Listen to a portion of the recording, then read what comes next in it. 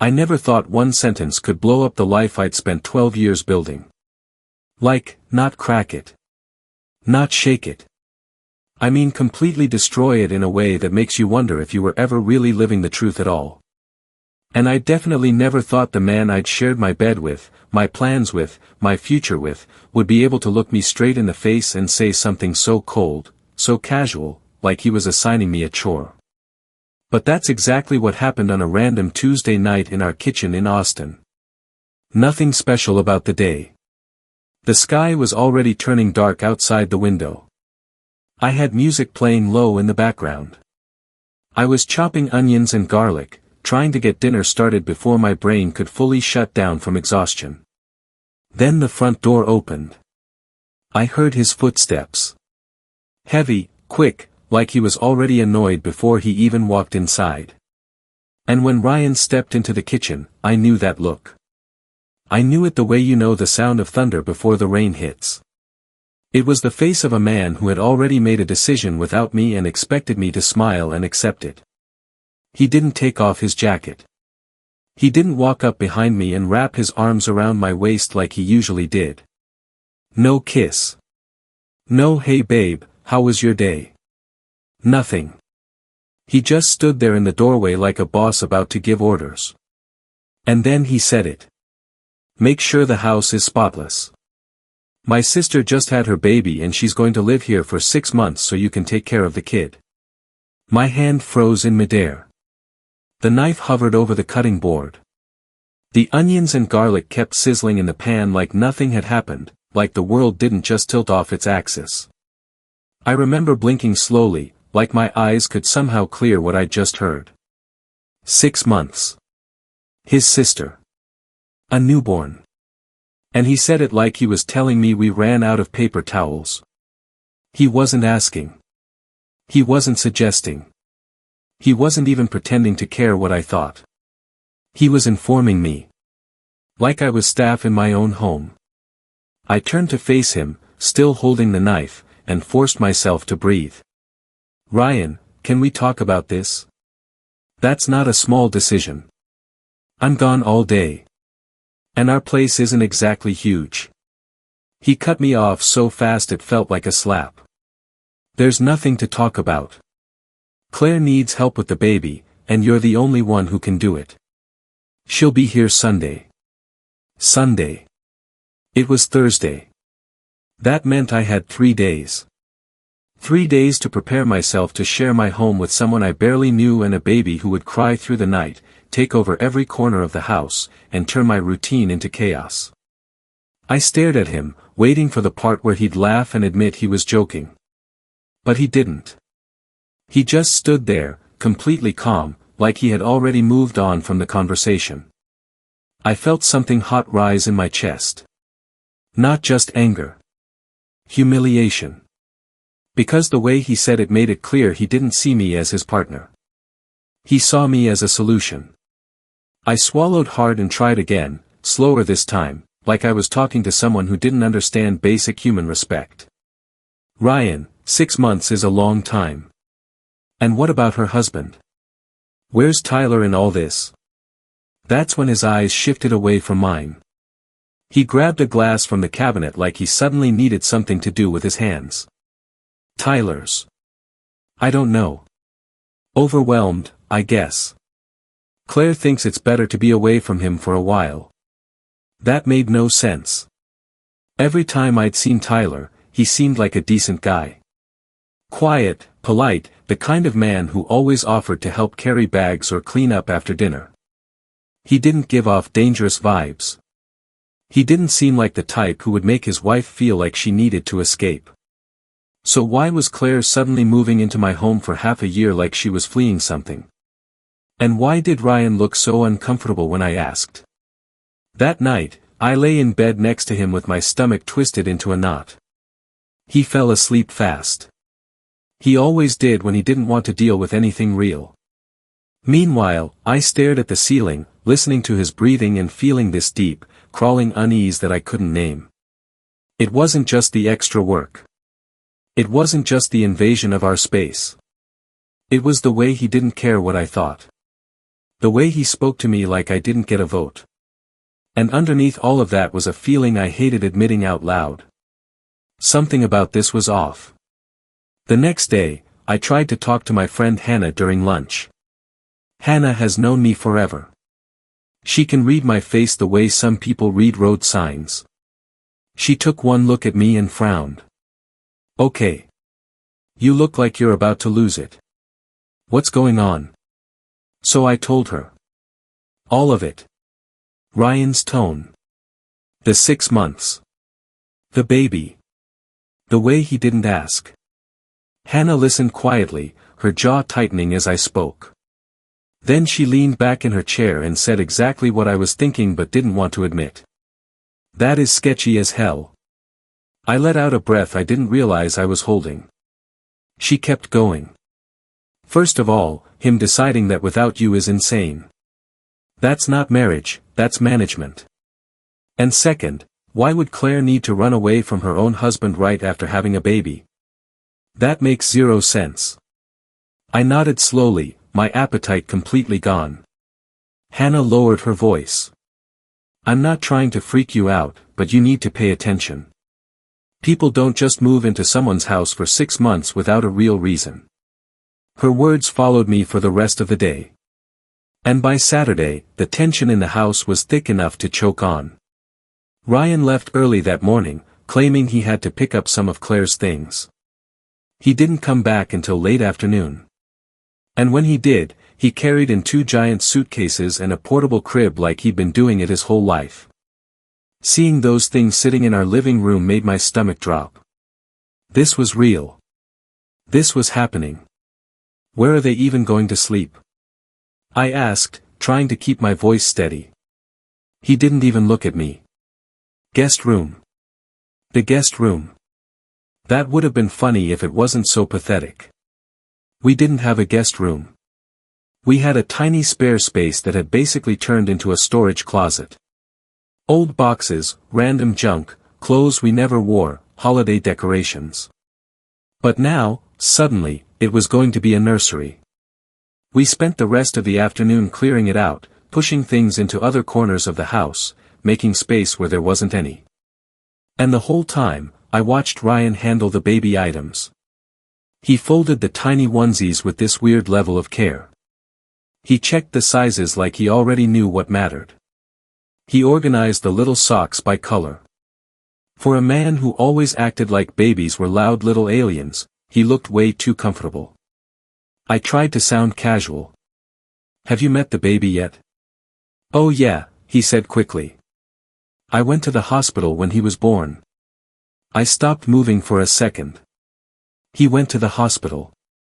And didn't tell me. Ryan told me everything. Even boring stuff. Even the dumbest details about his day. But somehow, he forgot to mention visiting his sister after she gave birth. That wasn't a small detail. That was a whole missing chapter. That night, Ryan was restless. He kept checking his phone.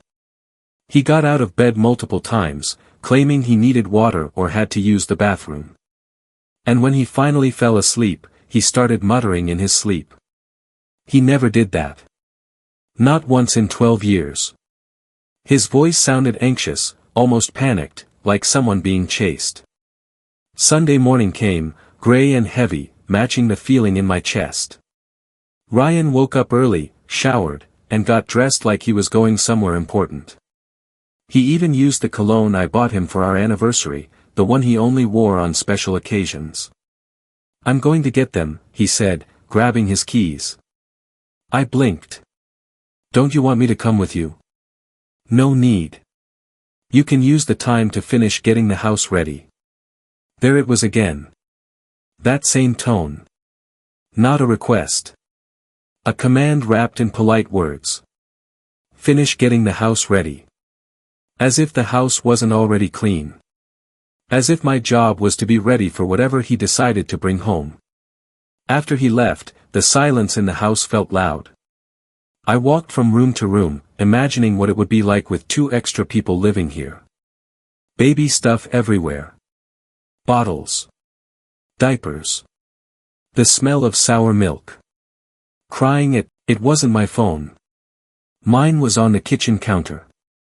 It was Ryan's phone. He had left it at home. That alone was so out of character it made my skin prickle. Ryan treated his phone like an extra organ. He never forgot it. Not once. I hesitated at the bottom of the stairs. A part of me knew I shouldn't go up there. Another part of me felt like my whole life had been shifting sideways for days, and I was done being the only one trying to act normal. So I walked upstairs. Slowly. Like I was walking into something I couldn't undo. The phone was on the nightstand, screen lit up with a notification. A message. From Claire. My heart started thumping hard enough to make my throat feel tight. I told myself I was just going to silence it. That was all. But when I got close enough to read the first line on the screen, my body went cold. Love, I'm already packing. I can't wait to be close to you again. These last few days away have been torture. Love. She called my husband Love. My fingers went numb. For a second, my brain refused to process it. Like it was a foreign language, like it couldn't possibly mean what it clearly meant. Then another message popped up. Thanks for convincing her. You really got her to accept our story. 6 months isn't long, but at least we'll be together every day. I stared at the screen. Convincing her. Our story. Together every day. I felt like I was about to pass out. My hands were shaking so badly I could barely hold the phone, but I unlocked it anyway. I don't even remember making the decision. It was like my body moved on its own. Like survival instinct. The messages were right there, stacked like bricks building a wall around my heart. I scrolled. And that's when I saw the sentence that broke me clean in half. I can't wait for you to hold the baby again. He needs to get to know his dad better. Dad. My vision blurred. The phone slipped out of my hand and hit the carpet with a dull thud. I covered my mouth, like that could stop the sound of my own breathing. I didn't want to say the words in my head. I didn't want to believe them. But there was no other explanation. Claire's baby wasn't Tyler's.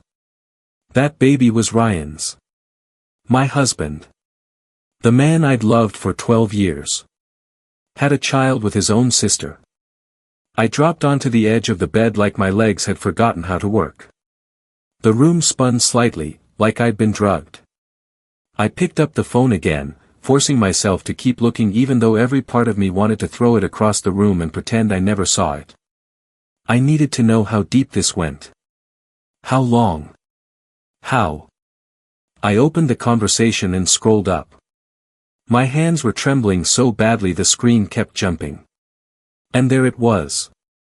Months of messages. Years. A whole secret life hiding behind my back. I started reading from the top. March of last year. Are you sure you want to do this? What if she suspects something? Claire's reply came fast, confident. She'll never guess. She trusts you completely. And we're careful. I felt tears burn behind my eyes. I had trusted him completely. I never checked his phone. Never questioned his schedule. Never doubted his excuses. Because I thought that's what love was supposed to look like. Then April. The test is positive. I'm pregnant. Ryan replied. That's amazing. Our baby. I'll take care of you both. Our baby. I kept scrolling, my stomach turning. May. Tyler is starting to ask questions. He says the timing doesn't add up. Ryan. Don't worry. We'll make him accept it. He'll calm down. June. After the baby's born, I need an excuse to stay away from him for a while. I'll say I need help. Do you think she'll agree to let me stay there? Ryan. Leave it to me. I'll handle her. Handle her. Like I was a problem to manage. Like I was furniture. I kept reading, barely breathing. July. I miss you. Can you come by when she's not home? Ryan. Too risky right now. But once you're living here, we'll have all the time we want. August. I think Tyler suspects us. He asked why you're always around. Ryan. He'll get over it. September. Baby is born. Claire. He looks just like you. Same eyes. Same chin. There's no way to deny it. Ryan. I can't wait to see him again. October. I convinced Tyler to let me stay at your place. I told him I need support and that you and her are the only people I trust. Ryan. Perfect. I'll tell her this week. And he did. He didn't ask. He didn't talk. He told me. Like an order. And now I knew why. He wanted his sister close. He wanted his baby under his roof. And he wanted me to take care of them like a clueless maid while they played family behind my back. I pressed the heel of my hand against my forehead, trying to keep from screaming. My stomach rolled so hard I barely made it to the bathroom. I threw up like my body was trying to reject the truth. When I finally stumbled back into the bedroom, the phone was still there, glowing like a little portal to hell. I sat down again, wiping my mouth, and kept scrolling. There were pictures too. Not just texts. Photos of them together. Her pregnant belly in his hands. Their faces pressed close, smiling like they were proud. One photo looked like it had been taken in a hospital room. Claire holding the baby, Ryan sitting beside her, touching the baby's cheek. The caption made my blood run cold. Our family. Our family. I stared at that photo until my eyes burned. I wasn't part of their family. I was their cover story. Their shield. Their free childcare. I looked at the clock. Ryan had been gone for almost 2 hours. He'd be back soon. With her. With the baby. Walking right into my house like nothing had happened.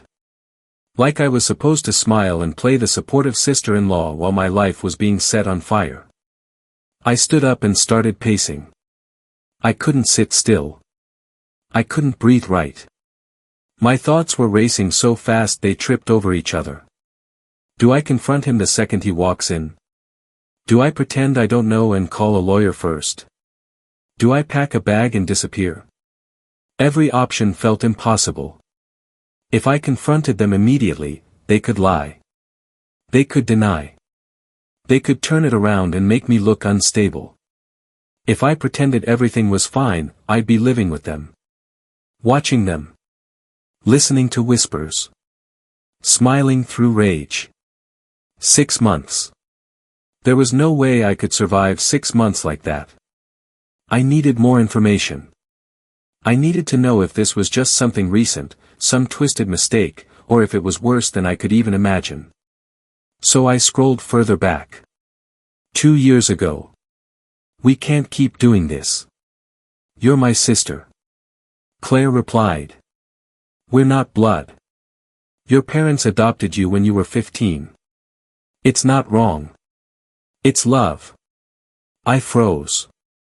Adopted. Ryan was adopted. He had never told me. Not once in 12 years. I'd met his parents. I'd been to family gatherings. I'd seen photo albums. Nobody ever mentioned it. It wasn't just cheating. It was years of secrets layered on top of secrets. Ryan's reply back then was full of guilt. I'm married. It's not fair to her. Claire. Do you love me or not? If you don't, I'll stop. Right now. And then, slowly, over months, the tone changed. At first, he resisted. Then he softened. Then he stopped mentioning me at all. It was like watching my marriage die in real time through a screen. One message from January of this year made my hands shake all over again. Claire, she had that same cool expression, like she was always slightly annoyed the world existed. She wasn't smiling at me. She was smiling at Ryan. Not a polite smile. Not a friendly one. It was intimate. The kind of smile a woman gives the man she loves when she thinks no one is paying attention. My stomach twisted so hard I almost gagged. Ryan turned toward me, acting like everything was normal. "Babe, this is baby Noah." Noah.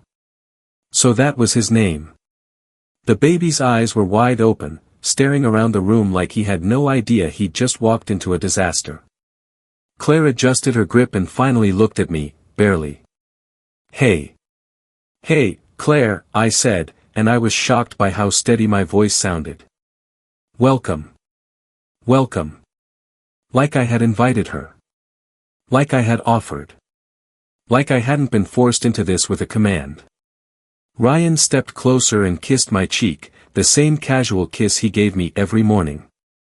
It made my skin crawl. I wanted to wipe my face. I wanted to scream.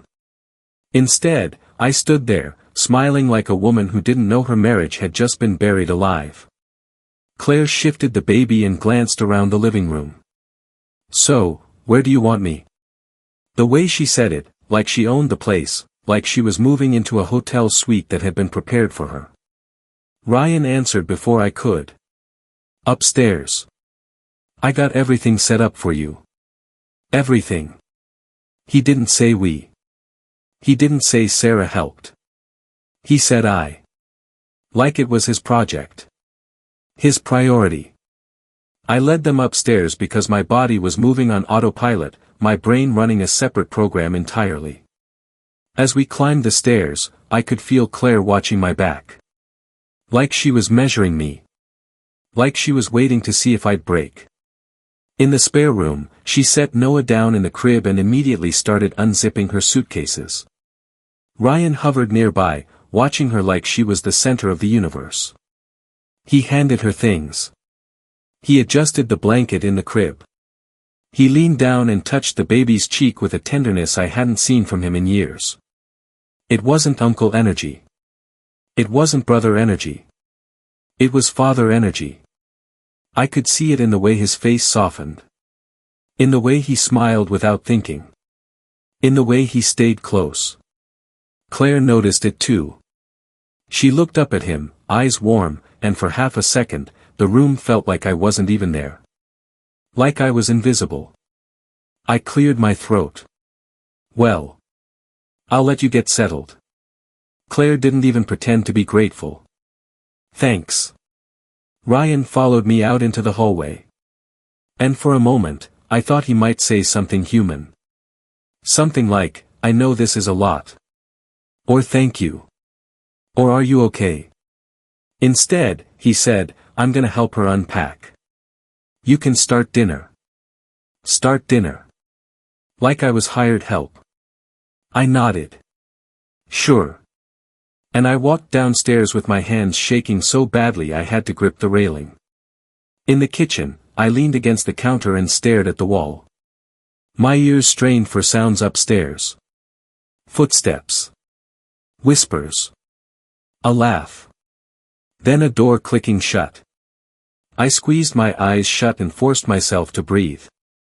I wasn't imagining things. This was real. And now they were in my house. Together. Under my roof. I started moving around the kitchen, doing what I always did when I was overwhelmed. Cleaning.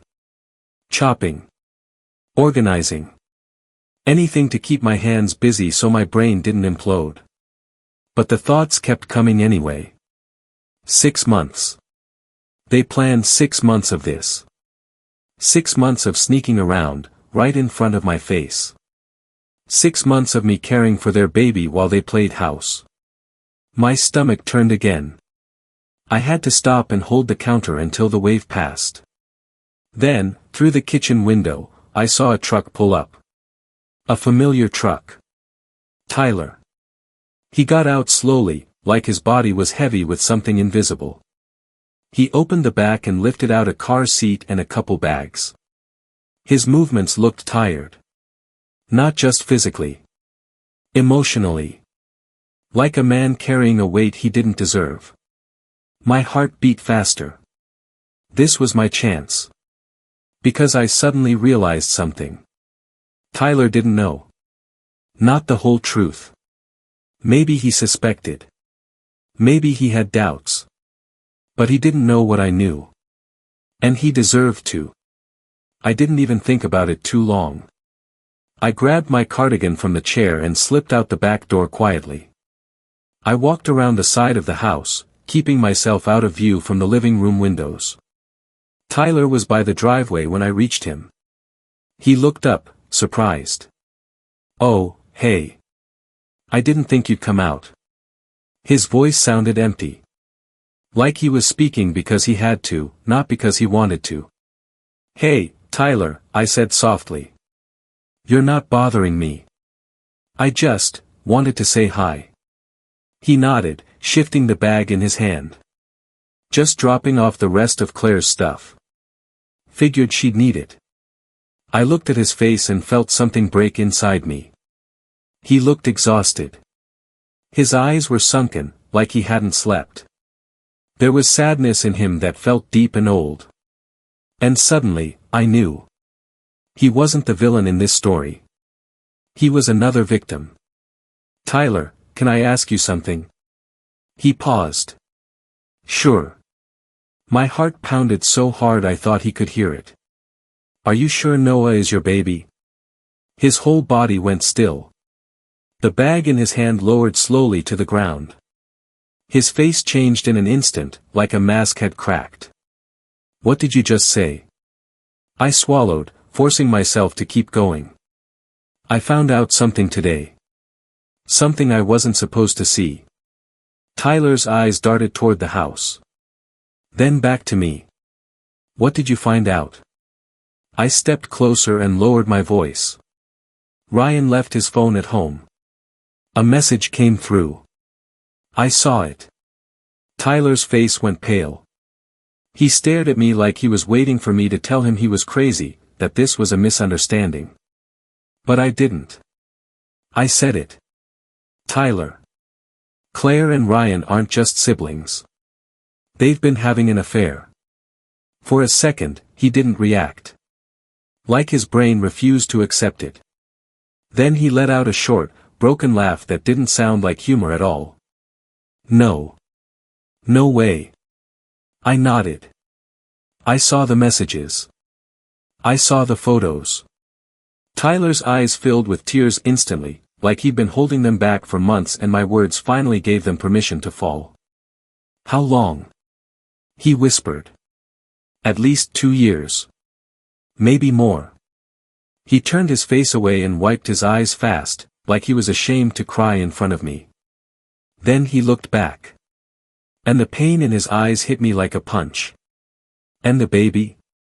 I hesitated, because this was the cruelest part. Tyler's voice cracked. "Is Noah mine?" I took a breath. "No." Tyler's knees buckled slightly, and he had to grab the side of the truck. He shook his head slowly, like he was trying to shake off a nightmare. "I knew something was wrong," he whispered. "I knew it. She was cold with me. She didn't want me near her. She acted like the pregnancy wasn't even ours." His voice broke. "I worked overtime. I bought everything. I built the crib. I painted the nursery." He swallowed hard. "I thought I was building a family." I felt tears sting my own eyes, but my anger burned hotter. This wasn't just cheating. This was cruelty. This was two people using others like props in their sick little story. "Tyler," I said quietly. "I'm so sorry." He stared at the ground, breathing hard.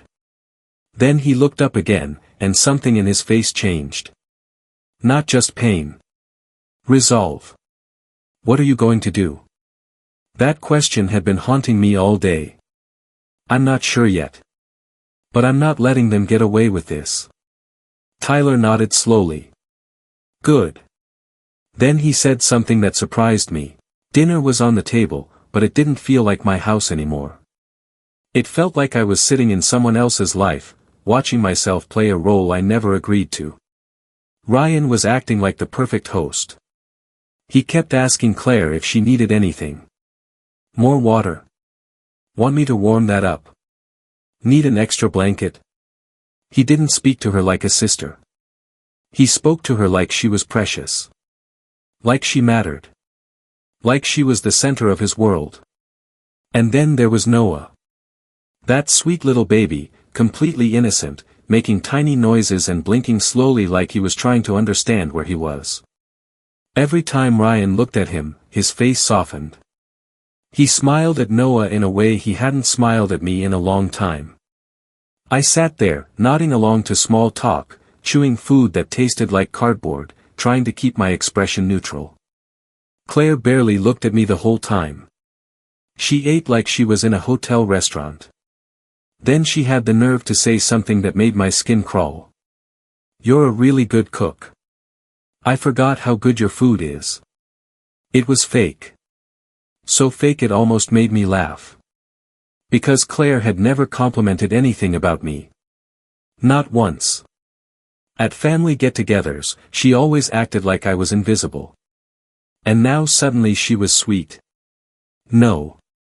It wasn't sweetness. It was performance. She was playing the role of grateful guest while she stole my life in front of me. I forced a polite smile. "Thanks." Ryan reached over and squeezed my hand under the table like he was proud of me. Like I was doing a good job. Like I was the nanny he'd hired. After dinner, Claire stood up with Noah and said she was exhausted. Ryan immediately offered to help her upstairs. "I'll carry the diaper bag. I'll grab the bottles. I'll make sure the crib is set." He was halfway up the stairs before I could even respond. I stayed behind in the kitchen, washing dishes with shaking hands, listening to their footsteps above me. At one point, I heard Claire laugh. Low, quiet, intimate. Then I heard Ryan's voice, softer than it had been with me in months. And my stomach twisted again.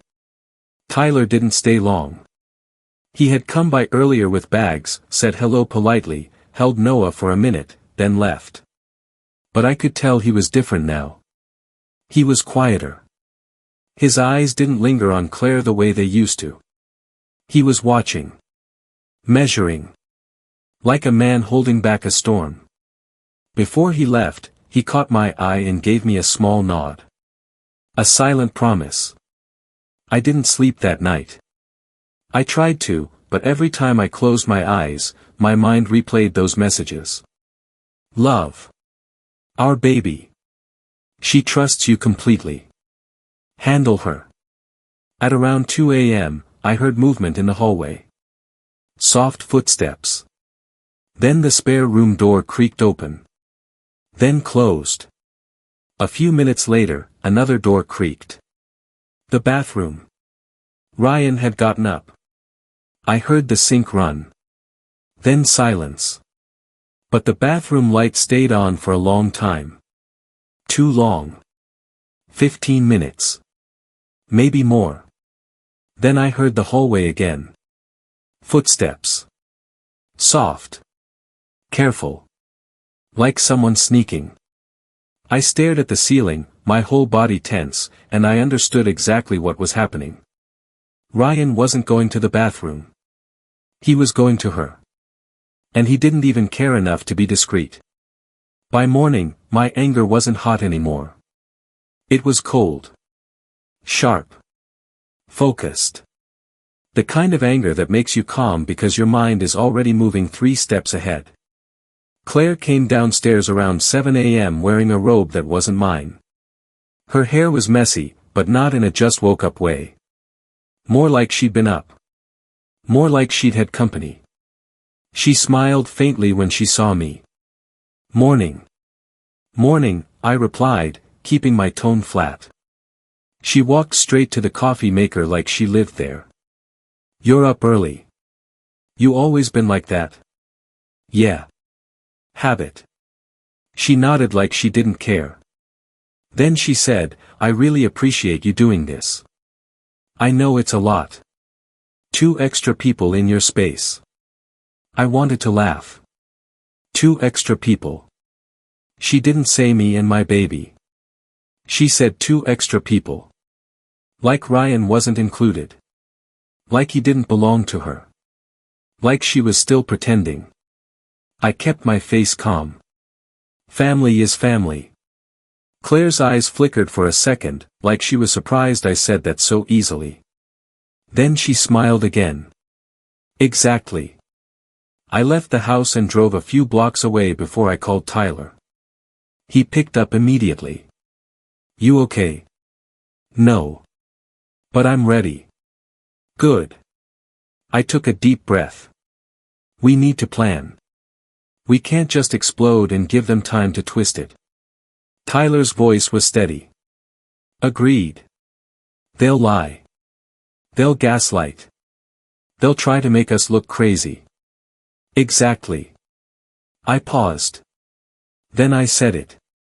I want to hit them where it hurts. Tyler was quiet for a second. Then he asked, what are you thinking? My mind flashed to Ryan's words. Make sure the house is spotless. My lips tightened. I'm going to make it spotless. Tyler didn't understand at first. What does that mean? It means I'm going to empty it. Silence. Then Tyler let out a low breath. Oh. I kept going, my voice calm, like I was explaining a grocery list. I'm going to sell everything. Furniture, appliances, anything I can turn into cash. Then I'm going to move out quietly. And I'm going to leave them with nothing but an empty house and the truth. Tyler's voice changed. There was something like admiration in it. That's brutal. I smiled for the first time in days. They deserve brutal. Tyler hesitated. Do you think you can pull that off without them noticing? I already knew the answer. Yes. Because they're not paying attention to me. They're too busy living their fantasy. I told Tyler the details. I'd start with the living room. The biggest items. The things that make a house feel like a home. Then the kitchen. Then the bedroom. I would keep my personal things packed and moved out in small trips. No sudden changes. No obvious panic. Just steady, quiet destruction. Tyler said he could help me move my things with his truck.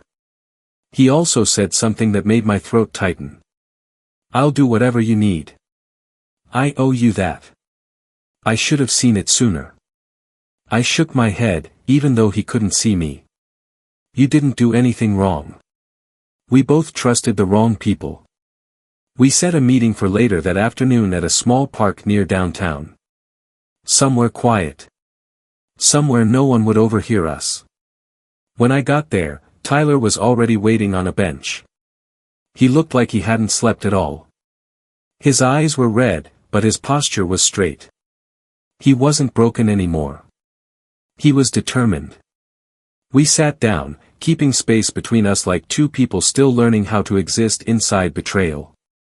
I pulled out my phone and showed him the pictures I'd taken of Ryan's messages. Tyler's jaw clenched as he read. His hands shook slightly, but he didn't look away. When he reached the part about Noah needing to know his dad better, he swallowed hard. Then he handed my phone back. Okay, he said quietly. We do it your way. I nodded. Good. Then we started mapping everything out like a mission. Timing. Who would be home when? What excuses I could use if Ryan questioned anything. Tyler even suggested something I hadn't thought of. If you're selling stuff, do it during the day. Claire will probably be upstairs with the baby. Ryan will be gone.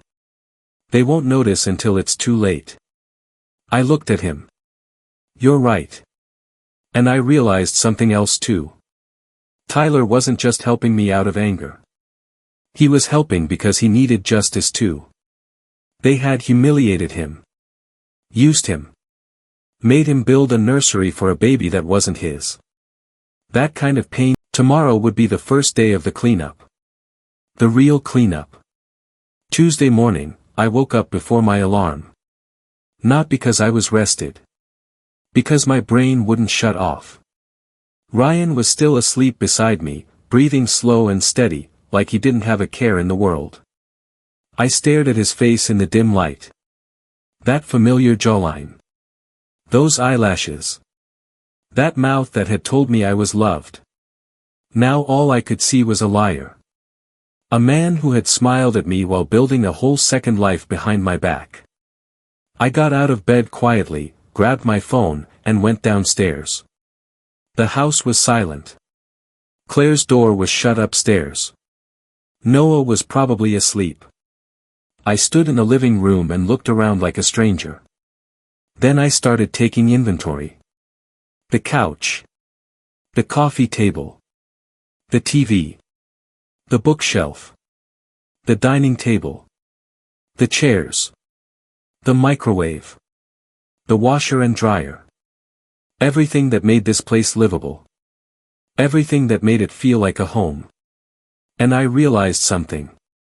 If Ryan wanted a spotless house, he was about to get one. I made coffee, sat at the kitchen table, and started calling second-hand furniture stores. I didn't even hesitate anymore. The hesitation had died the moment I read those texts. "Hi, my name is Lauren," I said, using my calmest voice. "I'm looking to sell some furniture and appliances. Fast." The man on the phone sounded interested immediately. "We do same-day pickup." "What are you selling?" "Pretty much everything," I replied. He chuckled like he thought I was joking. "Everything?" "Yes. Couch, table, chairs, TV, shelves. All in good condition." He got serious fast. "Okay. We can send someone today for an appraisal." "What time?" I looked at the clock. Ryan would be out. Claire would be upstairs with the baby. Mid-afternoon would be perfect. "Can you come at 3? "Done." I hung up and stared at my coffee.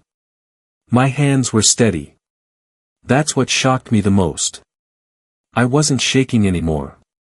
I wasn't panicking. I was calm in the way you get calm when you've accepted the truth and stopped fighting it.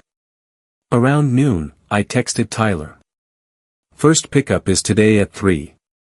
He replied right away. "Proud of you. Call me if you need anything."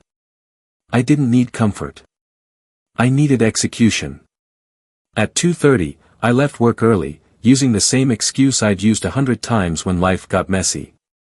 Doctor appointment. No one questioned it. I got home and listened carefully before I even unlocked the door. No noise. No voices. Good. Inside, the house smelled like baby powder and stale coffee. Claire was upstairs. I could hear faint movement, like she was pacing or rocking Noah. Perfect. At exactly 3, the appraisal guys arrived.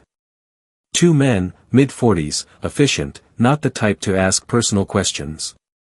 They walked through the living room quickly, writing down notes, checking the condition of everything. One of them nodded approvingly. "Ma'am, this is all in great shape. We can pay cash today if you want to sell it all." My heart jumped, but I kept my face calm. "How much?" He gave me a number that made my stomach flip. It was more than I expected. Not life-changing money, but enough to matter. Enough to start over. Enough to breathe. I nodded once. "Sold." He blinked. "You're sure?" "Completely sure." He smiled like he respected that kind of certainty. "All right. We'll send the truck at 6. It'll be fast." 6. That was perfect. Ryan usually got home around 7.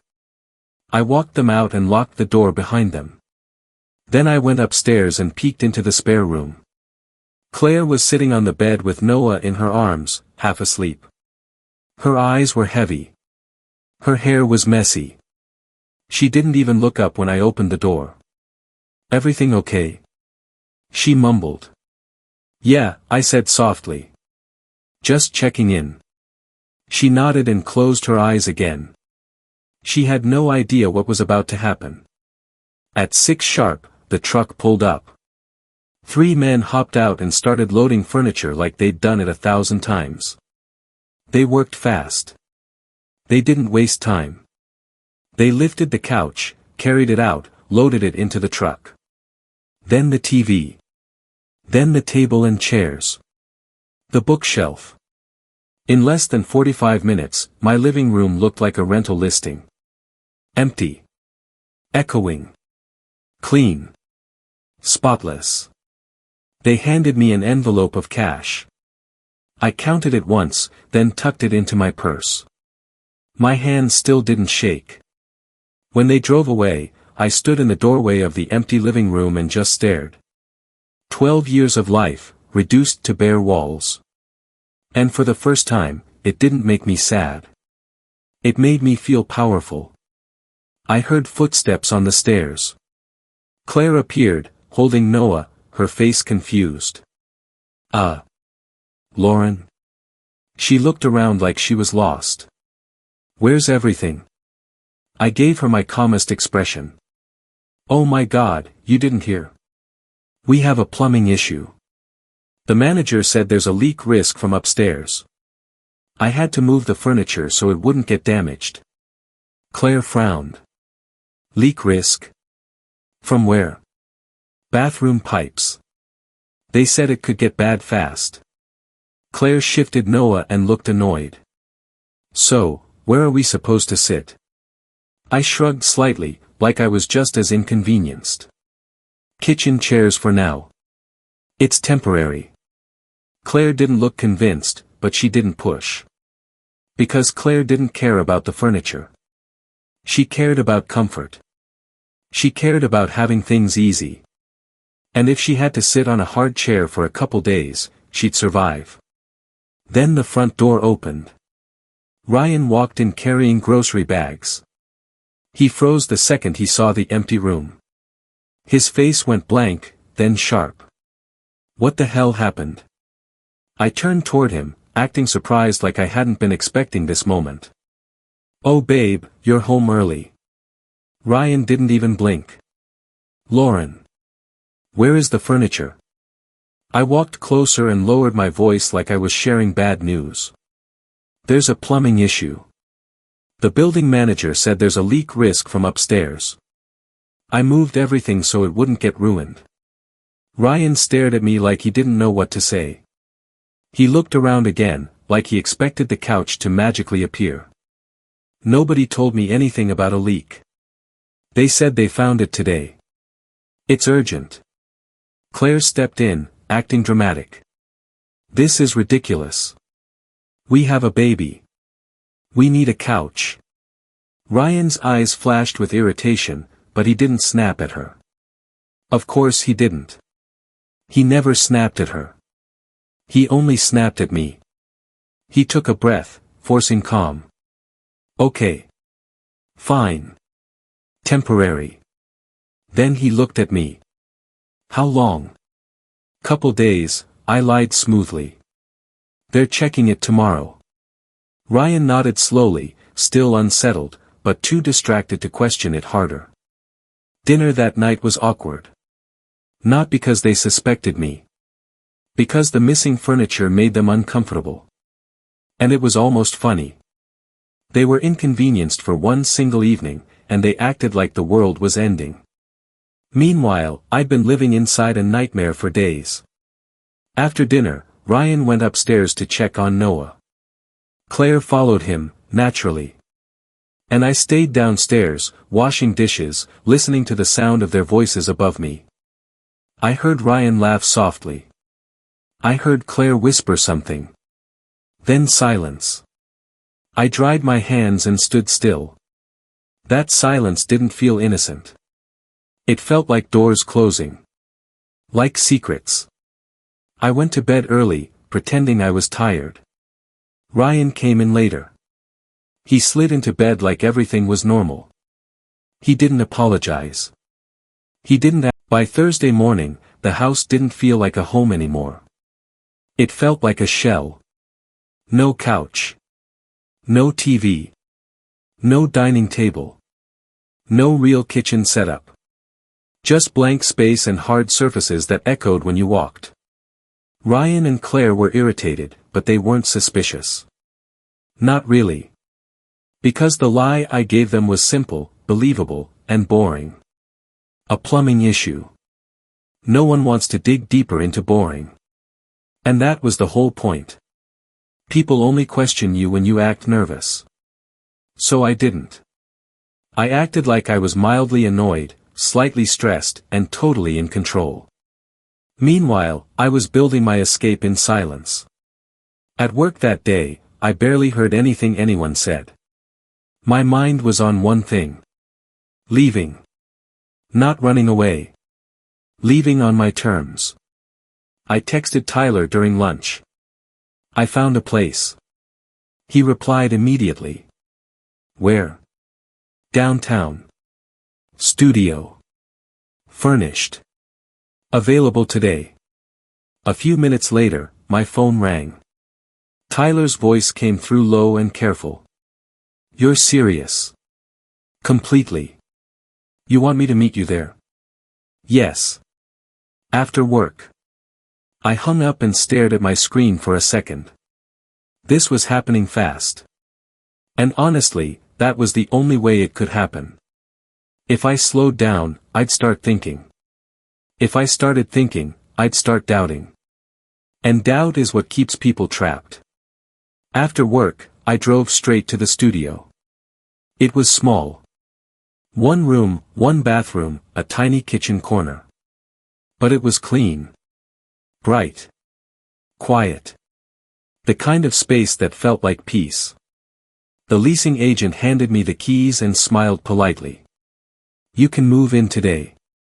I nodded, trying not to cry. I signed the paperwork, handed over the deposit, and walked inside alone. The air smelled like fresh paint and new beginnings. I stood in the middle of the room and whispered to myself, almost like I needed to hear it out loud. This is mine. No lies. No secrets. No people using me. Just mine. When Tyler arrived, he didn't say much at first. He just looked around, taking it in. Then he nodded.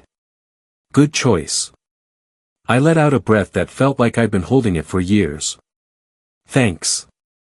We didn't hug. We didn't do anything dramatic. Because this wasn't romance. This was survival. This was two people standing in the aftermath of betrayal, helping each other crawl out. Tyler glanced at me. So what's next? I swallowed. Tonight we start moving my personal stuff. Quietly. Tyler nodded once. Okay. We'll do it in small trips. No big boxes. We drove back to the house separately. I parked a block away, just in case. When I walked in, Claire was upstairs with Noah. Ryan wasn't home yet. Perfect. I went straight to the bedroom and started packing the things that were mine.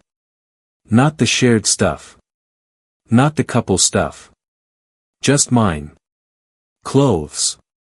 Shoes. My jewelry box.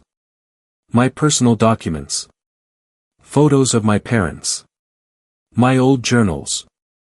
The things that mattered. I stuffed them into bags that didn't look suspicious. Grocery bags. Laundry bags. A tote bag. Things that could pass as normal. Tyler waited outside in his truck, engine off, hidden under a tree. Every 10 minutes, I slipped out the back door with another bag. He loaded it quietly. No questions. No commentary. Just steady help. After the 5th trip, Tyler looked at me and said softly, "You're doing good." My throat tightened. I nodded. I couldn't trust my voice. Because if I spoke, I might fall apart. And I couldn't fall apart yet. Not until it was done. Around 8, Ryan came home. He walked in, looked around the empty living room again, and sighed like he was the one being victimized. "This plumbing thing is a nightmare," he muttered. I smiled politely. "Tell me about it." Claire came downstairs and immediately started complaining about the lack of comfort. "No couch, no stove, no TV. This is ridiculous." Ryan's tone was gentle with her. "I know. It'll be fixed soon." Then he glanced at me. "Right?" I nodded. "Yeah. Soon." He believed me. Because he still believed I was naive. That was his biggest mistake. That night, I waited until everyone was asleep. Then I packed more. Not everything. Just enough to make Friday easy. I moved through the house like a ghost, grabbing the last of my things. My makeup. My hair dryer. My favorite sweater. My laptop. Every item I took felt like pulling myself out of quicksand. At around 2 a.m., I heard the hallway again. Soft footsteps. A door creaking. The spare room. Then silence. I lay there staring into the dark, feeling my rage sharpen even more. They weren't even trying to hide it. Ryan wasn't just cheating. He was flaunting it. In my house. While I was still sleeping beside him. It was like he wanted to see how much disrespect I could swallow before I broke. But I wasn't breaking. I was planning. Friday morning came fast. My stomach was tight the whole day. Not fear. Anticipation. This was the final step. At lunch, I drove to the studio and sat on the floor with my back against the wall. I pulled out a notebook and wrote the note. Not on my phone. Not on anything that could be traced or deleted. Pen and paper. Permanent. Real. I stared at the blank page for a long moment. Then I started writing, slow and steady. Ryan. You told me to make sure the house was spotless. Mission accomplished. I sold the furniture and appliances and kept the money. Now you have a clean, empty house to start over in. You, Claire, and Noah can live together like the family you've been pretending not to be. By the way, Tyler didn't abandon Claire. He knows everything. I found your messages. I saw the photos. I know Noah is your son. You thought I was too trusting to notice. You thought you could use me as your cover story and your free childcare. You were wrong. Signed. Lauren. Then I paused. I reread it. It was cold. Direct. Unapologetic. Perfect. I folded the note carefully and slid it into my bag. After work, I drove back to the house one last time. The sun was starting to set, and the neighborhood looked normal. Kids riding bikes. Dogs barking. Neighbors watering lawns. The world didn't know my life had been burning down for a week. Inside, Claire was upstairs. Ryan wasn't home yet. I moved quickly. I checked every room. Empty. Clean. Spotless. Exactly what he asked for. I placed the note on the kitchen counter right where Ryan always set his keys. Impossible to miss. Then I stood there for a second, staring at the bare walls. I thought about the first day we moved in. How excited we were. How we talked about the future. How I believed him. And I realized something painful. The house wasn't what I was losing. I'd lost him a long time ago. I just didn't know it yet.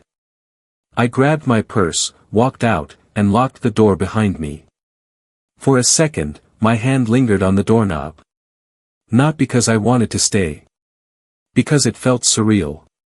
12 years. And it ended with an empty house and a folded piece of paper. Tyler was waiting down the street in his truck. He looked up as I approached. You ready? I nodded. More than ready. I climbed into the passenger seat, and he handed me a not words we could clearly understand, but the sound of pure confusion and panic. Ryan stumbled back into view through the front window, moving fast.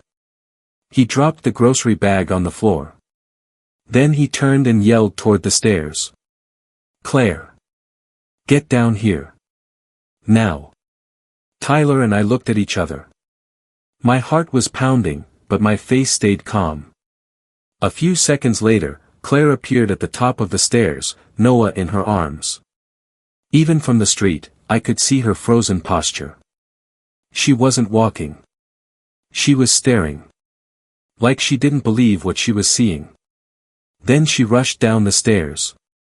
The front door swung open, and their voices carried out into the evening air. What happened?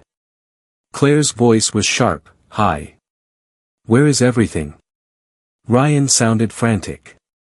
I don't know. I just got home. It's gone. Gone. Claire's voice cracked. Are you kidding me? Did we get robbed? Ryan stepped back into the doorway, scanning the street like he expected to see someone hauling off a couch. No. The door was locked. There's no sign of a break-in. Claire's breathing got louder. Then who did this? Ryan looked like he was about to answer, but then he stopped. Because he saw it. The note. Through the kitchen window, I watched him walk toward the counter. He picked up the folded paper with shaking hands. For a second, he just stared at it. Then he opened it. Tyler leaned forward slightly. He's reading it. My heart thudded. The next few seconds felt like hours. Ryan's shoulders went rigid. His face changed.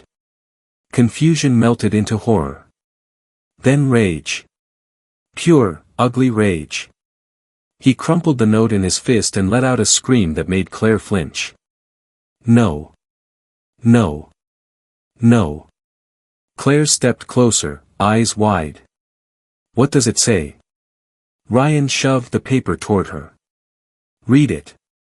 Claire snatched it and read fast, her mouth moving silently. Her face drained of color with every line. Then she whispered, barely audible. She knows. Ryan's voice exploded. She knows everything. Claire's grip tightened around Noah like she was afraid he'd disappear too. No. She can't. She can't know. She wouldn't. Ryan cut her off. She read our messages. I left my phone at home that day. That's how. Claire's eyes flashed with panic and anger. You left your phone. Ryan turned on her like a wild animal. Don't start with me right now. They stepped outside, both of them standing on the front porch like they didn't know where to go. Like the ground had disappeared under them. Ryan looked up and down the street, frantic, searching. Lauren. Lauren. His voice cracked when he shouted my name. Claire clutched Noah and started sobbing. This isn't happening. This isn't happening. Ryan pulled his phone out and started dialing. My phone buzzed again. And again. Tyler smirked slightly. You gonna answer? I shook my head. Not a chance. I watched them from behind the windshield, feeling something strange settle into my chest. Not joy. Not happiness. Justice. Because for the first time, they were the ones panicking. They were the ones losing control. They were the ones standing in the ruins of their own choices. Ryan paced the porch like he couldn't stay still. He ran his hands through his hair, then turned back toward Claire. This is your fault. Claire's head snapped up. My fault? Yes, your fault. You wouldn't stop texting me. You couldn't just be careful. Claire's eyes filled with fury. Don't you dare blame me. You're the one who forgot your phone. Ryan stepped closer, voice low and vicious. You ruined everything. Claire's voice rose. No, you ruined everything. You promised me she'd never find out. Ryan laughed bitterly. Yeah, well, she did. And now we have nothing. No furniture. No appliances. Nothing. Claire looked around the empty living room visible through the open door, like she couldn't believe it was real. Where are we supposed to sleep? Ryan snapped. On the floor, I guess. Tyler let out a short, humorless laugh beside me. He glanced at me. You ready to walk up there?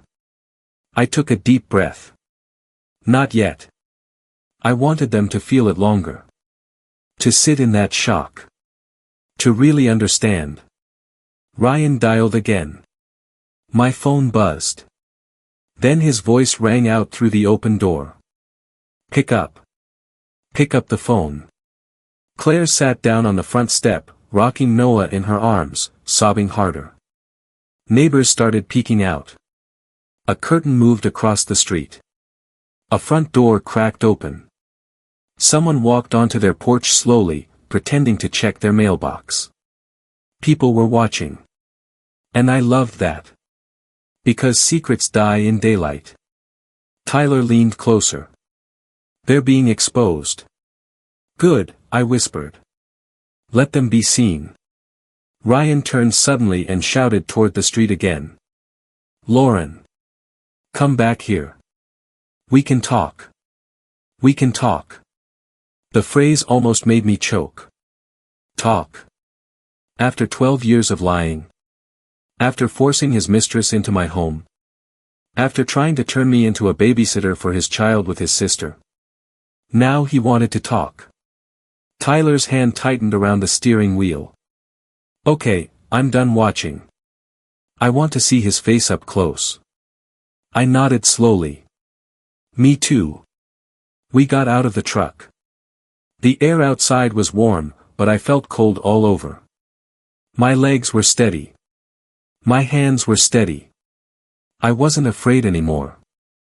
We walked toward the house together, side by side. Ryan saw us halfway up the sidewalk. His face went through a whole set of emotions in seconds. Confusion.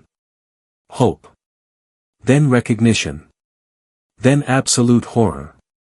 Tyler, what the hell are you doing here? Ryan's voice cracked.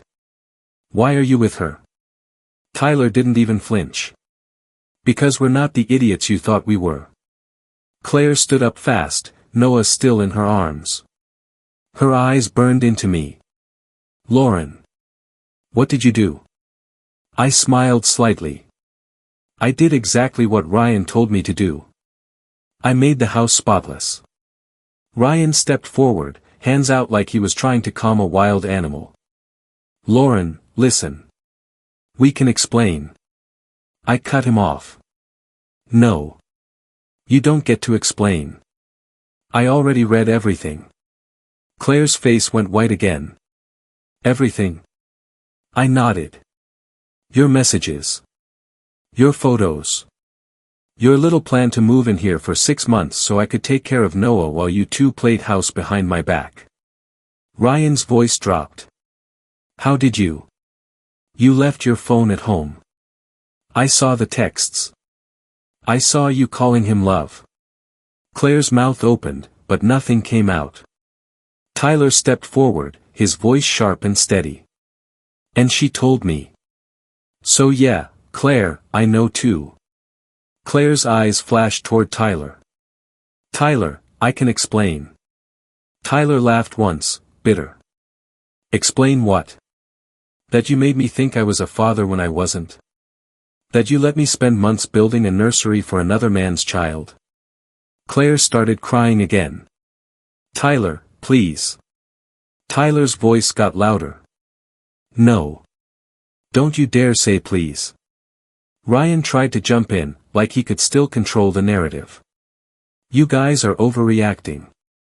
It's not. I snapped my head toward him. Don't. Don't even try to minimize this. Ryan, you betrayed me with your own adopted sister. You had a baby with her. Then you ordered me to clean the house and take care of that baby like I was your employee. Ryan's face twisted. Lauren, I love you. I stared at him with disgust. The drive back to my studio felt unreal. Like my body was moving through space, but my mind was still standing on that porch watching Ryan's face collapse. Tyler kept both hands on the wheel, eyes forward, jaw tight. Neither of us spoke for a few minutes. Not because we didn't have things to say. Because there were too many things. And saying any of them out loud would make it real in a way we weren't ready for. When we finally pulled up to my building, Tyler parked and turned off the engine. He looked over at me. How do you feel? I stared at the dark windshield for a second, searching for the right word. Then I said it. Free. Tyler nodded slowly, like he understood exactly what that meant. Yeah, he said quietly. Free. He helped me carry the last couple bags up the stairs. The studio was small, but it felt like oxygen. It felt like the first deep breath after being underwater too long. Tyler set the bags down and looked around again. It's simple, he said, but it's peaceful. That's exactly what I want, I replied. Peace. No more chaos. No more waiting for the next lie. No more swallowing disrespect just to keep the relationship alive. Tyler hesitated near the door. So, what now? I looked at him, and for the first time, I saw him clearly. Not just as Claire's husband. Not just as a man caught in the same nightmare. But as someone who had been shattered and still showed up anyway. Now we rebuild, I said. Tyler nodded. Yeah. One day at a time. He paused, then added, and if you ever need anything. I'm here. My throat tightened again. Thank you. He gave me a small nod, then left quietly. When the door shut, the silence wrapped around me like a blanket. I sat down on the edge of the bed and stared at my hands. For a second, I thought I might cry. But I didn't. Not yet. Because my body still hadn't caught up with everything. I got up, made myself a simple dinner, and ate it standing by the window, watching the city lights. I kept expecting my phone to buzz again. And it did. Over and over. Ryan. Claire. Even Ryan's mom. I watched the screen light up like a slot machine of regret. I didn't answer a single one. I turned the phone off. Then I laid down and slept harder than I had in months. No footsteps in the hallway. No whispering. No doors opening and closing. No tension. Just silence. The next morning, I woke up with the strangest feeling. Lightness. Like my body had dropped a weight it didn't even realize it was carrying. I went to work like nothing happened. I smiled at coworkers. I answered emails. I did my job. And people kept looking at me like they couldn't figure out what was different. Around mid-morning, Hannah pulled me aside. Okay, seriously. What happened to you? I blinked. What do you mean? You look lighter. Like you got a new life or something. I almost laughed. In a way, I did. But I didn't tell her everything yet. Not right away. Some things feel too big to say out loud until you've lived with them for a minute. I just said, I finally chose myself. Hannah stared at me for a second, then nodded slowly. Good. About time. That weekend, Tyler called me. His voice sounded exhausted. They moved out. I froze. Already? Yeah. Ryan's mom took them in. 2-bedroom place. They're all crammed together. I didn't feel joy. Not exactly. But I did feel something close to satisfaction. Consequences. Tyler kept talking. Ryan's losing it. He's been calling me non-stop, blaming me, blaming you, blaming the world. I sighed. Of course he is. Tyler's voice got lower. Claire's miserable too. She's starting to realize Ryan isn't some romantic hero. He's controlling. Angry. Paranoid. I closed my eyes. And I thought about the way Ryan used to talk to me. The way he'd decide things and expect me to comply. The way he'd make me feel guilty for questioning him. Claire was finally getting the version of Ryan I'd lived with for years. The version he never showed her when he was trying to win her. Tyler cleared his throat. I filed for divorce. I nodded even though he couldn't see me. Good. He let out a slow breath. She didn't fight it. I think she knows she can't. I swallowed. What about Noah? Tyler's voice cracked slightly. I'm not fighting for custody. He's not my child. That sentence carried so much pain. Because even if Noah wasn't his biologically, Tyler had still loved him. Even if it was only for a short time, that love was real. And now it had been ripped out of him like it meant nothing. Tyler, I said softly. I'm sorry. He paused. Yeah. Me too. After we hung up, I sat on my bed and finally let myself cry. Not for Ryan. Not for the marriage. For the version of myself that believed love meant enduring whatever someone did to you. For the years I spent trying to be good enough for a man who didn't respect me. For the life I thought I had. But after the tears, something else came. Relief. Because I was done. A few weeks later, I got an unknown number calling me. I almost didn't answer. But curiosity got me. Hello. There was silence for a second. Then a familiar voice. Lauren? My stomach turned. Claire. What do you want? I asked, voice flat. She sounded small. Not like the cold, confident woman who walked into my house like she owned it. Can I talk to you? Depends. About what? Claire hesitated. I want to apologize. I almost laughed. Apologize. Now.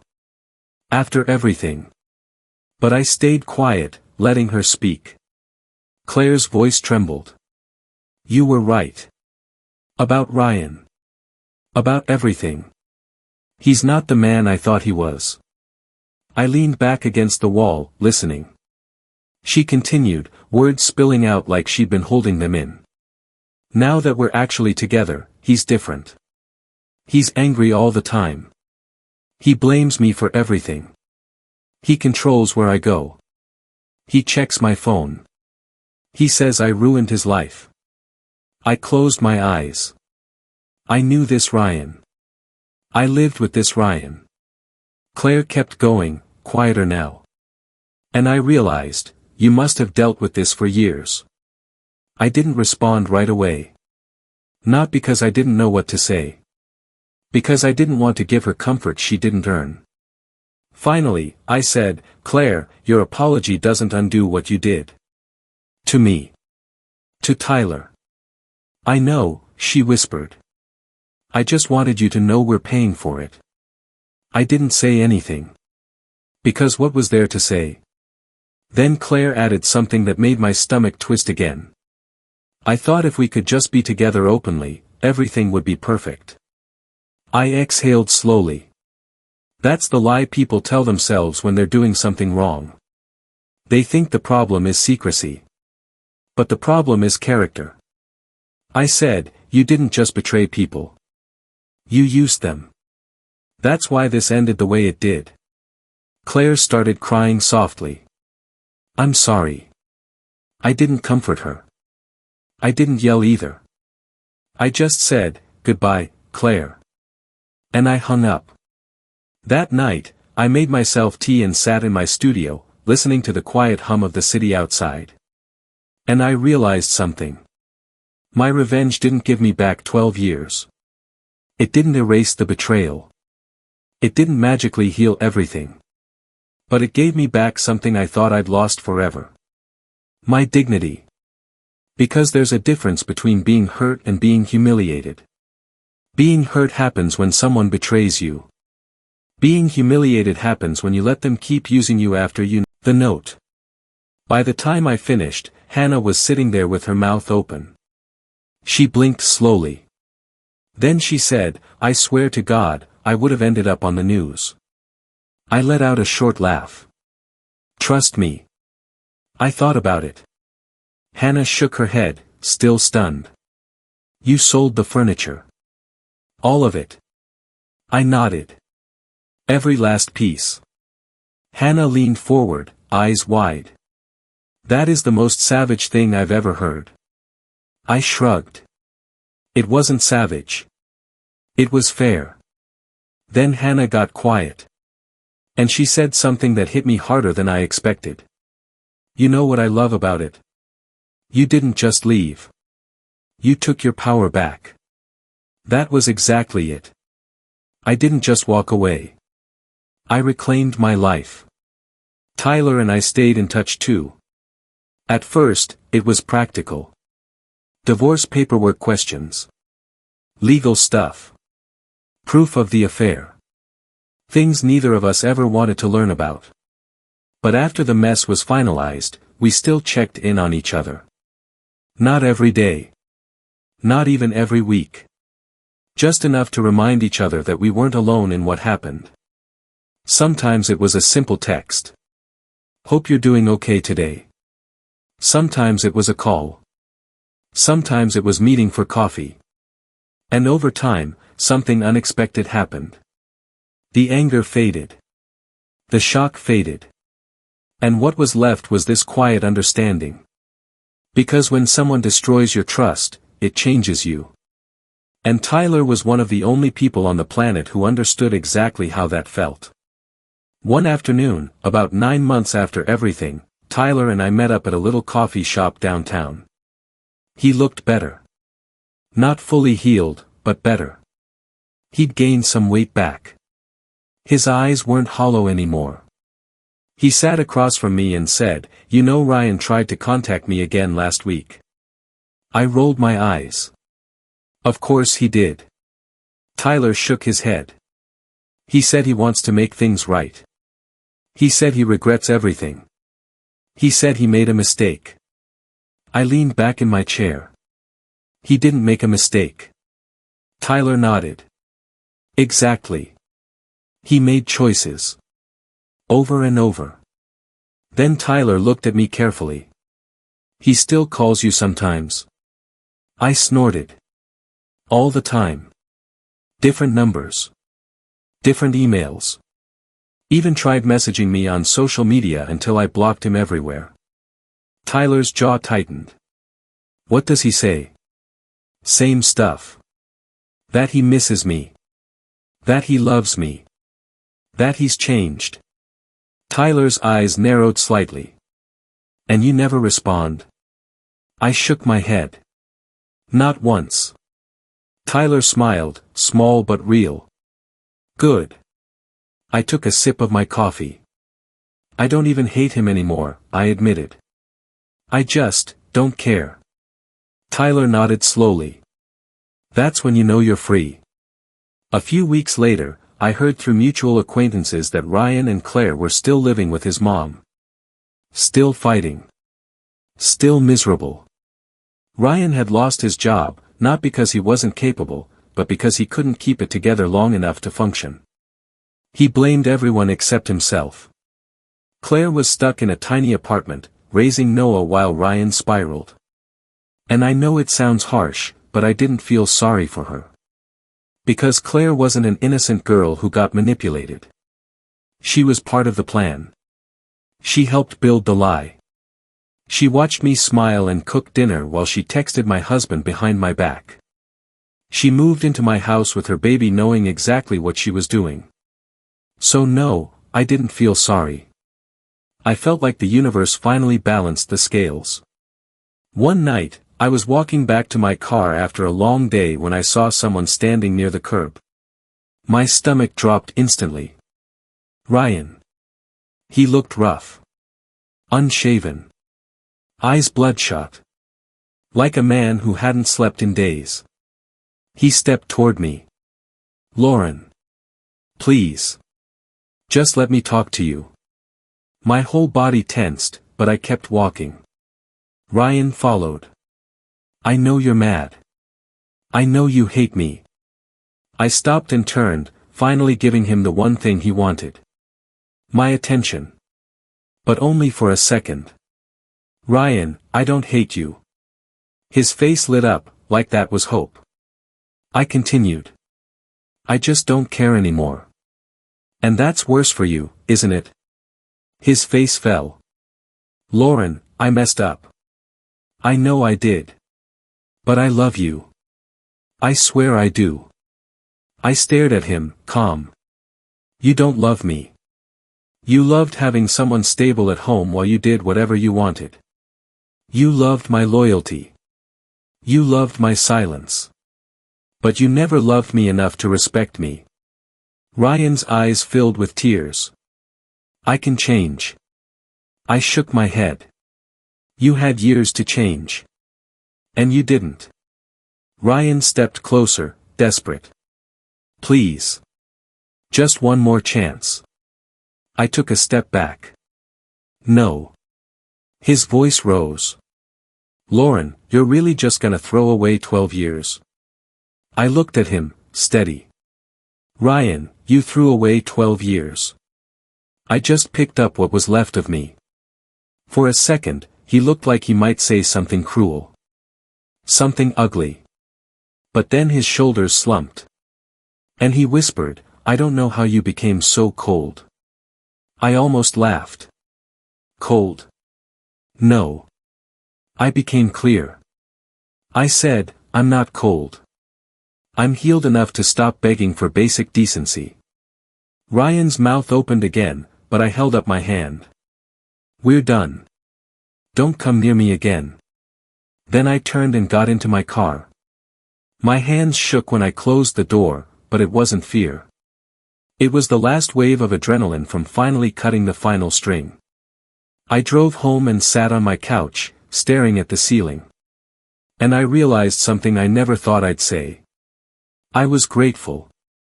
Not for what happened. Not for the betrayal. But for the truth. Because the truth set me free, even if it hurt like hell getting there.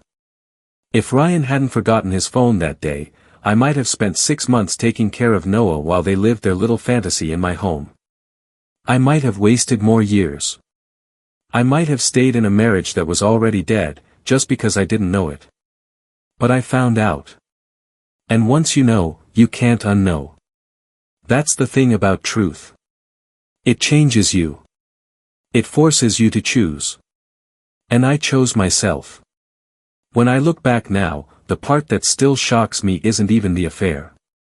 It's not the baby. It's not the betrayal in the way people normally imagine betrayal. What still shocks me is the confidence they had. The way they moved like they were untouchable.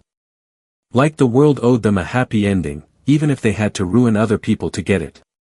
Because that Tuesday night didn't just start with Ryan being cruel. It started with him being sure I would take it. Make sure the house is spotless. My sister just had her baby and she's going to live here for 6 months so you can take care of the kid. That sentence wasn't just an order. It was a reveal. It showed me exactly who Ryan really was. A man who didn't see me as his partner. A man who didn't see me as someone with a voice. He saw me as labor. As support. As background. And for years, I didn't notice how much I'd been shrinking myself to fit into that role. I thought being patient was love. I thought being understanding was love. I thought being low maintenance was love. But love isn't supposed to make you disappear. Love isn't supposed to make you smaller. Love isn't supposed to turn you into someone who apologizes for having needs. That's not love. That's survival. And when I found those messages on his phone, it felt like someone ripped the blindfold off my face. Suddenly, every weird moment made sense. Every time he left the house with an excuse. Every phone call he took outside. Every time he dismissed my questions like I was being dramatic. Every time he made me feel guilty for wanting basic respect. It all clicked into place like a puzzle I didn't even know I was building. The table where he looked me in the eye and told me half-truths. The bed where he slept next to me after sneaking down the hallway to her room. Every item that left that house felt like I was pulling poison out of my life. And when Ryan and Claire walked into that empty house, I knew they felt it. They felt the shock. The panic. The helplessness. For the first time, they were the ones standing in an empty space, wondering how they got there. And maybe the most important part was this. I didn't do it alone. Because when I talked to Tyler, I realized something that changed everything. I wasn't crazy. I wasn't dramatic. I wasn't overthinking. I was being lied to. And Tyler was too. That moment when he looked at me and said, "If you want to burn their world down, I'll hand you the matches," it wasn't about anger. It was about dignity. Two people who got played, deciding we weren't going to stay quiet about it. And I want to say something clearly, especially if you're listening to this and your stomach is tightening because it feels familiar. You are not weak for trusting someone. You are not stupid for believing the person you love. You are not wrong for wanting to see the good in people. The wrong thing is what they did with that trust. Because trust is a gift. And people who treat it like a tool don't deserve it. If you're in a situation where someone keeps dismissing you, minimizing you, making you feel like you're too much for having feelings, I need you to hear this. You're not too much. They're not enough. The right person won't punish you for asking questions. The right person won't call you crazy for noticing patterns.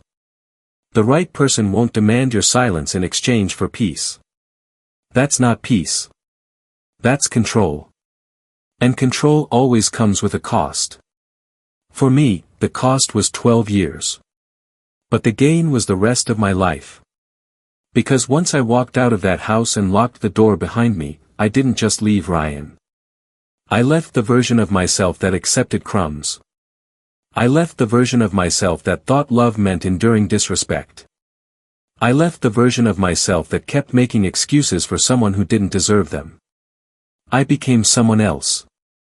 Someone stronger. Someone clearer. Someone who finally understood that dignity is not optional. It's everything. And if you're wondering if I ever regretted it, the answer is no. Not once. Not even on the lonely nights. Not even when I missed the idea of being married. Because I didn't miss Ryan. I missed the illusion. And I'd rather be alone in truth than loved in a lie. Today, my life is quieter. It's not perfect. But it's real. And that matters more than anything. Tyler and I are still close. We're not rushing anything. We're not trying to force a fairy tale out of a disaster. We're just two people who learned the hard way what respect actually looks like. And we're building something slowly, carefully, on honesty. If it becomes more one day, great. If it stays a friendship, that's great too. Either way, it's real. And real is the only thing I'm interested in now. So if you made it to the end of this story, thank you for listening. Seriously. I know stories like this can be heavy, and reliving it wasn't easy. But if my experience helps even one person stop ignoring their gut, stop accepting disrespect, and start choosing themselves, then it was worth telling. If you want more stories about rebuilding your life, standing up for yourself, and turning the worst moments into a fresh start, make sure you subscribe. Hit the notification bell so you don't miss the next one. And if you have ever been through something like this, or even something smaller that still hurt just as deeply, leave a comment. Tell me what you would have done. Do you think I went too far? Or do you think they deserved exactly what they got? Either way, I appreciate you being here. And I'll see you in the next story.